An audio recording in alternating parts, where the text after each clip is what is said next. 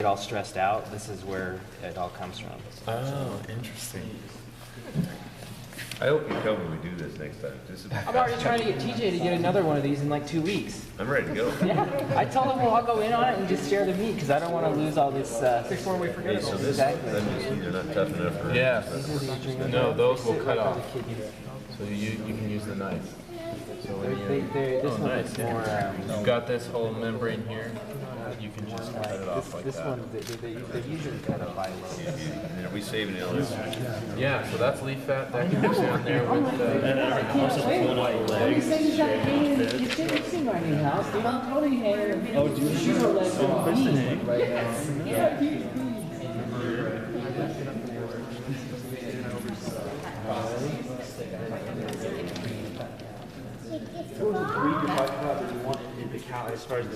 Yeah, I think it's easier to say which breeds to avoid because there's fewer. Yorkshire, Hampshire, and Duroc. Those are the breeds to avoid. Yeah. That being said, if that's all you can find and you feed them well and they range, they'll be awesome. Yeah. Because genetics is one part of the quality of the fat. The other is diet. So if they're not eating a bunch of corn and soy, their bacon will be, it'll be awesome. Do you have a, sorry, go ahead. I was just gonna say, if you buy TJ bought this pig from someone. Yeah. This guy says he fed it. Yeah. XYZ. Who really knows? Yeah. I mean, is there if you buy a pig from someone? Yeah. Can you? I mean, if they've been fed crap their whole life, is there any way to fix tell? that? Or I mean, can you feed them for another? Can you feed them good for another month or whatever? And or are they incurable? That would only help. Yeah, I think you could do that. Wouldn't hurt. Yeah. Okay. Yeah, I think it happens pretty quick. Really? I don't know physiologically, technically, but I think it does. I mean, if you start feeding them lots of barley, wheat, and mast and forage, my wife is pretty good. when she heard that pot-bellied pigs are good for the eating. Yeah. People give them away in Texas all the time. Yeah. She's like, oh man, let's just get a bunch of those. That'd be terrific. And I imagine they're eating dog food. Yeah, and so. Yeah, so I wondered if... From a human standpoint, 6 weeks is the first threshold, 6 months is the next. So if you've got somebody that's got basically a blocked artery, and I've seen this with several times with the x-rays, you've got some guys basically almost complete blockage. Yeah. He goes on a vegetarian diet. Within 6 weeks, that blockage is expanded. Within 6 months, he has an artery of an athlete.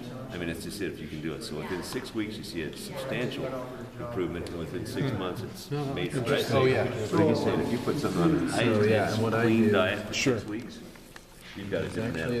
Yeah, I mean, I'm just in a position where I have access to a ridiculous amount of produce. I have only rake my finger in the 100, direction of the I head. mean, 75 so to tender, you 100 can shred it tons a with your week fingers, of produce. That's perfect. And I free up the end first there. Yeah, I could feed and you a then pig if I work wanted to. your way back until it's here. So anyway, That's I where just your square cut it off. Bring out the truck, dump it, yeah, let them at it. yeah.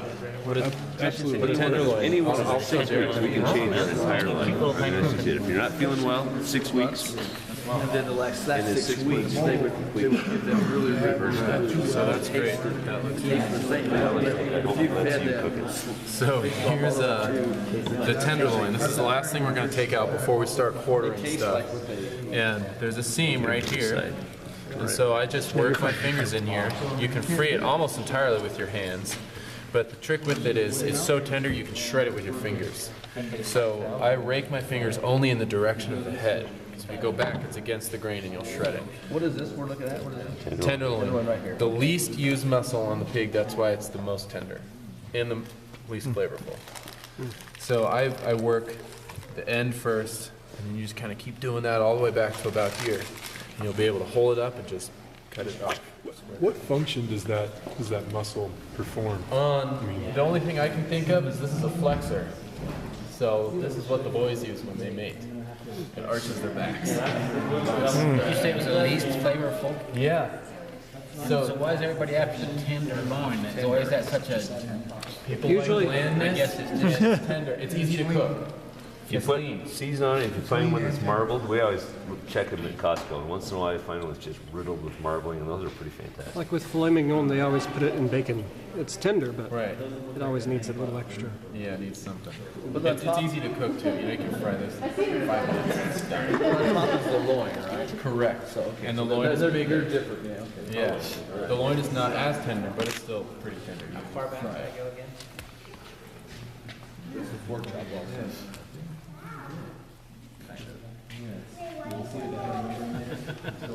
I think the pork chop. What are most animals? Cook that membrane, and then you'll be able to take it back just a little further.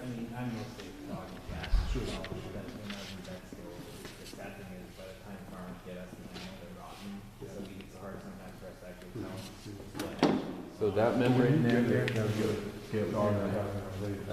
it in there, yeah, upside down so it's not stuck. Watch it film on that blade. If your dog has a lump, your vet sends it to me and I Oh, tell like them sitting what right it is. side, Some yeah. people, they'll be like, I came home, found my dog dead. So I'll do an autopsy and tell them what it is. How much would people pay to get their dog autopsy to figure out the cause of death? It depends. Just to do a dissection like this, so you just no other testing or examination under a microscope, it's a couple $100. But that's what people don't realize because of the CSI shows. Like they do astronomical workups in those shows that would cost tens of thousands of dollars. Because the classic scenario is someone comes home, finds their pet dead, and they think their neighbor poisoned it, which is usually not the case. It usually has like cancer, and that's why it died. But if it was poisoned, there's a couple really common things that are really easy to figure out. But if it's not that, That one, yeah. you can test every That one will spoil, so you just want to use that one. It's gonna cost money. But the rest you can put in the fridge. You don't even have to Watch their show, and I think you can just like 24 hours. run these, push these buttons, run all these DNA tests, and I'm like, yeah, we can, but it's gonna cost you $10,000, and they're like, TV's ruined us as a society. Yes. It's right, it happens right now, all this stuff. In about 40 minutes. Seems like the instant there's like a new show on Netflix, everyone's it's like the talking about it. iliopsoas. They watch the binge watch.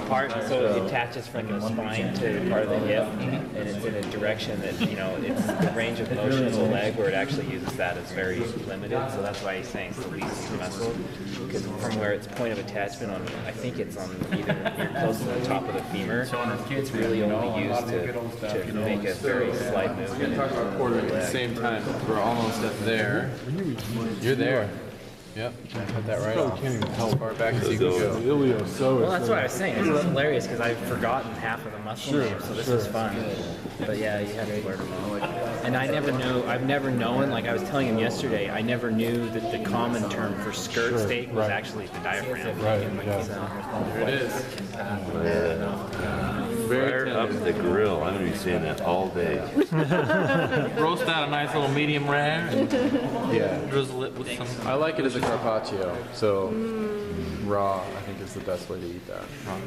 Bring it on. Let's do it. Take off the membranes and slice it thin. Yeah.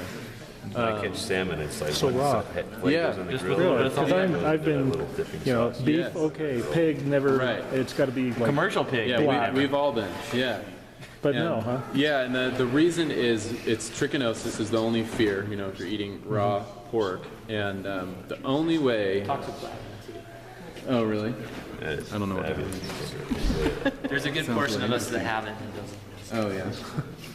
But as I understand it, the only way that a pig gets trichinosis is by eating another dead animal whose flesh is infected with the worm, and then it eats that. It doesn't get it from, eating excrement or garbage or something. It's in the flesh of another animal. So if a deer jumps over a fence and falls down dead in the pig pen, they might eat it. Yeah. But if you're feeding them twice a day, biting through that hide is going to be a lot of work, so they probably just leave it alone. Yeah.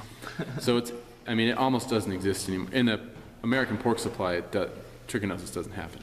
On a pastured pig, if it eats a dead rat, but again, it's just so unlikely. If you're, what if you did get trichinosis? What are the consequences? I don't know. These guys probably know. It's a bad disease. It's bad. The worm will go to your brain. Okay, so you don't want it, pretty much. For toxoplasma, you don't have to worry unless you're pregnant. or immunosuppressed. And yeah, Someone if has you have AIDS. AIDS, you don't want to get toxic. Is that something that all pigs would have, or? Almost any pig that can root in dirt. Yeah. If there's cats around. So cats are the ones that deposit the spores, and then the pigs root in the feces, and they pick up, and then the parasite ends up in their muscle it's tissue. a parasite. Okay. Yeah.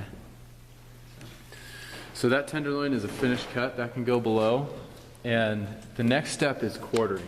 Are we just chucking it anywhere, or is there like? It can go in this one. Yeah. All right. So You don't chuck that anywhere. What are you talking about? with quartering, this is one side. We're going to cut it into 4 chunks, and quartering is all you need to know to butcher a quadruped.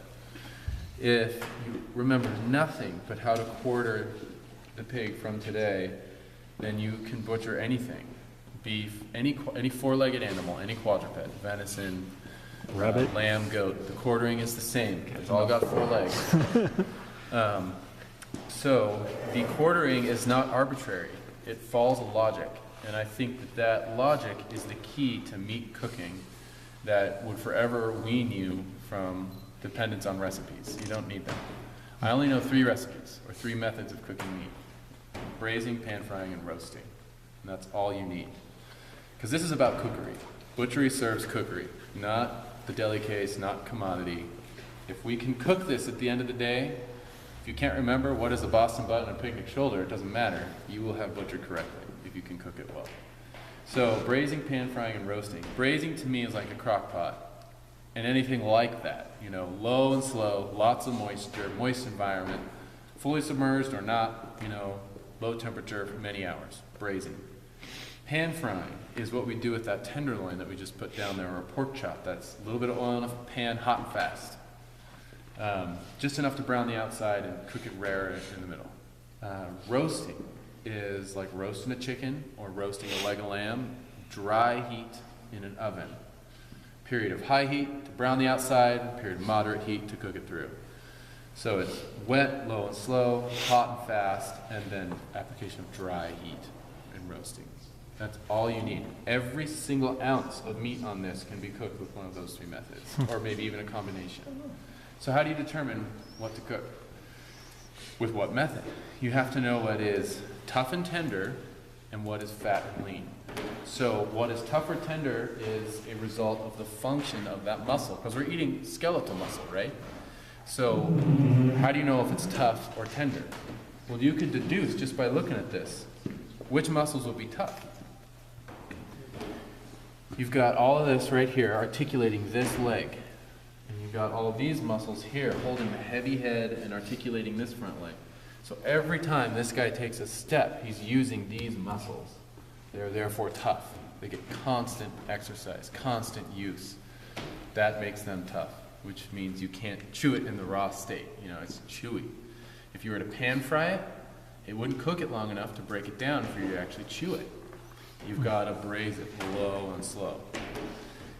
This muscle right here, unless you have a, revolution on your farm and the pigs are walking around on their back legs, they are never using this muscle. When they arch their back and they scratch themselves, they're using it, but this loin or the back, what would be a back strap on a deer, they never use this. So it is therefore tender. You can pan fry this. We could take a bite out of it raw and it would be easy to chew. It would be tender. Is that the baby back rib? What's the baby back ribs? So the baby back ribs are the beginning of the ribs that's right against the loin. So they call it baby back because it's supposedly more tender than this part. So it's right there. The spare ribs are wonderful too, though. Yeah, That's the rest of it. that's right. Those are spare ribs. So this is a tender cut. And then how do you know it's fat or lean? Well, you just look at it. How much white is there? That's fatty. That's really all you need to know. With those things, if you know it's tough and tender, fat and lean, if you can look at a cut and know, well, I know that came from the leg region, it is going to be tough because he uses it all the time. Is it fatty? No, it's pretty lean. You can just look at it and tell. And if it's, then you can choose whether or not you're going to braise, pan fry, and roast. That's the rationale behind the whole thing. As an example, this is shoulder. All of this is tough. He uses it every day. It's also extremely fatty. When we cut into it, you'll see lots of fat. So how can you cook that if it's tough and fatty? You can braise it low and slow. It'll stay nice and moist because of the fat. You wouldn't want to pan fry it because it's so tough it would be chewy. You could roast it low and slow, which is that dry heat thing. And the reason you can do the dry heat without drying it out is because of all the fat. It keeps it moist. That's pulled pork. So you can walk through each one and just to deduce, this is tender and lean, so I can do this hot and fast. I could even roast it dry, as long as it's hot, fast roast. Can't roast it too much, because there's no fat to keep it moist. It'll become dry. And you can deduce everything that way. The other side's going to be different, where you determine what to cook there differently, because we're salting all of it. So that's how we're going to quarter, and we're going to quarter without the use of a saw, except for one cut right here. So quartering only involves 3 cuts. Are you quartering the half? Yes. Okay. So it's 8ths. Yeah. So on all quadrupeds, you can follow the spine here, and there's a crook in the spine right there. One vertebrae from that crook in the direction of the head is right here. These are vertebrae, right? And in between, these little things that are pushing up are discs. So we can actually pick this line, one vertebra from the crook in the direction of the head. You can cut halfway into the spine. So now my knife is resting on a pinky of bone that's holding this vertebra to that. Other than that, it's only meat that's holding this leg to everything else, which means we can cut the whole thing with a knife. You don't have to use the saw. And a knife is so much better. You never want to saw meat because it just shreds it. That's it, that one little vertebrae, and then that's it. That's it. This is where you do it. So then you just project that line straight down this way, and you do long drawing strokes all the way down to the cutting board. And then you can come to this side of the table, find that cut, put your knife in it, and bring it all the way up to there. And with all that meat cut away, there'll just be that little pinky of bone, and you can just lift it, and it'll pop right off. Correct. And that's how we'll separate. This is the leg quarter, by the way. Leg from the loin and the belly. This is the only name that is kind of strange, loin. Do you not want to saw back and forth? Just long drawing strokes. So no, Use the tip back of the knife. Tip of the knife. I try to use the belly, yeah, the whole thing, because the tip will dull pretty quick. If you're just using that much surface area of the knife, if you use the whole thing, yeah, long drawing strokes create the cleanest cuts. And the reason we choose this line is because it separates these tough muscles from these tender muscles. This is exactly where the pelvis ends. It's under the meat, but it ends right there. And that pelvis is part of that tough leg articulating area. Beautiful. Look at all that. This is really going to tell us how fat this animal is. Nice. All right, you can come over here now a bit. Get your knife in that cut. Oh, look at that, just slice it. Oh, man, that is just, oh, God, yeah. Oh. And then you've got a little That's like more cutting in pure to lard. flesh there to cut up on, right until you just barely feel the bone. There you go. You're there. That's it. Then just lift that up and it'll pop right off. Where's the camera? What's that? Oh, yeah, get over there and get this snapping. Snap, crack, or pop. Oh, it just falls off. Wow, And, oh, yeah. The spinal cord. it's amazing. Can you eat that? Yeah, it's just made of fat. Just that? Delicious. I was telling What is you, it? I don't dare to throw anything away because you're going to say that. What was it? Was that tendon then, or what? This was the spinal cord. Oh. Oh, wow. They're surrounded by fat. So the fat's just like a padding for it to protect it. I don't know. That's why All this. nerves have a lot of fat in them. Yeah. It's really fatty. So here's this little dry pile I didn't dare throw away. You can eat that. Sure, we can eat that. Yeah, there's no You're too scraps. honest. There's no scraps. This will be a little tough, right? Because this is connective tissue.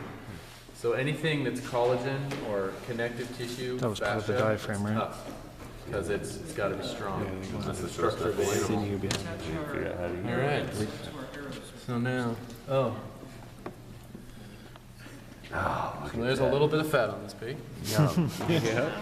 I mean, isn't that just like you get a slab of that and throw it right? Oh, God. All right, so let's keep